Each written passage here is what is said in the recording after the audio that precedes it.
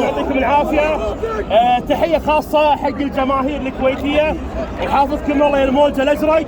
واليوم دليل على حبكم للوطن تواجدكم في اوقات مبكره ما شاء الله عليكم. رغم حراره الجو الجمهور يتوافد من قبل الساعه 4 موجودين ما شاء الله عليهم. يعطيكم العافيه وان شاء الله